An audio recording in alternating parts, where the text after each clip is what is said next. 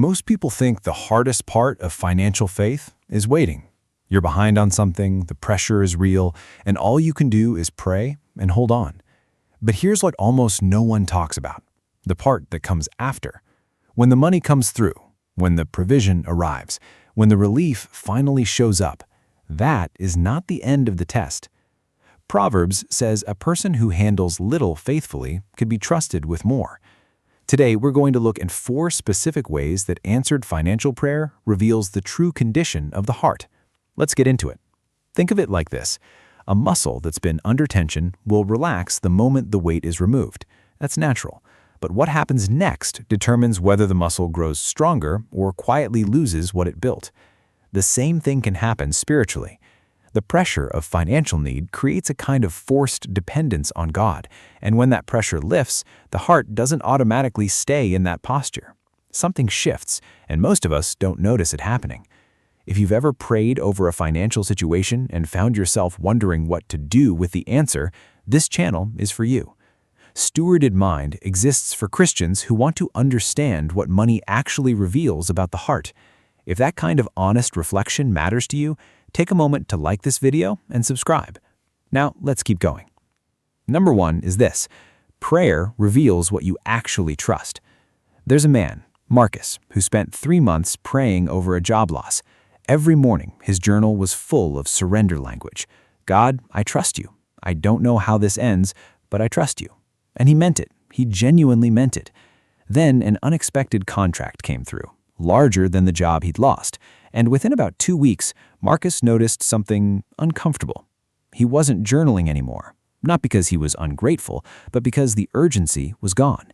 And without urgency, the dependence that had felt so real started to quietly evaporate.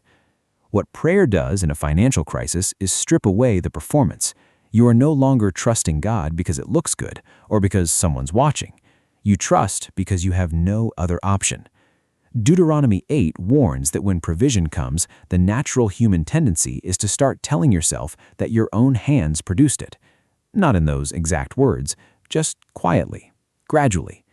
The posture that looked like faith turns out to have been fear wearing faith's clothing, and when the fear resolves, so does the posture. The second thing answered prayer reveals is what actually controls you. This one is easy to miss because it doesn't feel like a problem at first. It feels like relief. A man finally receives a financial breakthrough after months of stress, and the first thing that happens isn't gratitude. The first thing is a mental calculation. He starts reorganizing the numbers in his head, what he'll pay down, what he'll keep, what he'll do differently this time. There's nothing inherently wrong with that. Planning is wisdom. But somewhere in the middle of the calculation, a quiet fear shows up uninvited. What if this runs out? And the same anxiety that drove him to pray now drives him to control. Proverbs 30 contains one of the most honest prayers in the entire Bible. A man named Agur asks God for neither poverty nor riches, specifically because he knows what wealth could do to him, lest I be full and deny you. That is not humility as performance. That is a man who has studied his own heart and knows what abundance awakens there. Point number 3 is where this gets more personal. Relief can quietly replace dependence. When you are in the middle of a financial need, God is not abstract. He is specific and necessary and close. But provision has a way of creating distance that looks like peace. There's a man who had been giving consistently, even sacrificially, during a difficult season. Something about the scarcity kept his hands open. Then things stabilized. His income recovered, and gradually, not all at once, but gradually, the giving became more calculated. He wasn't giving less in terms of percentage, but the spirit behind it was different. What used to be an act of surrender had become a line item. He gave, but he no longer gave in a way that cost him anything emotionally. The giving was neat and managed and safe. And that neatness was exactly the problem. Jesus says in Luke 16 that the person trusted with little and the person trusted with much are being evaluated by the same standard, faithfulness, not just the amount, the posture behind the amount. And the posture is harder to maintain when the pressure is gone. The fourth thing, and this is the one most Christians overlook, is that the answered prayer becomes a stewardship test, not a reward, a test. There's a difference between God providing because he approves of you and God providing because he's watching what you'll do next.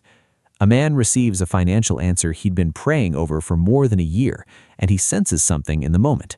Not pride, not fear exactly, but a kind of weight, like something is now expected of him. That feeling isn't anxiety. That's spiritual maturity trying to emerge. Deuteronomy 8 doesn't just warn about pride after provision. It establishes a framework. God provides in order to test what is in the heart. The wilderness provision wasn't just mercy, it was also examination.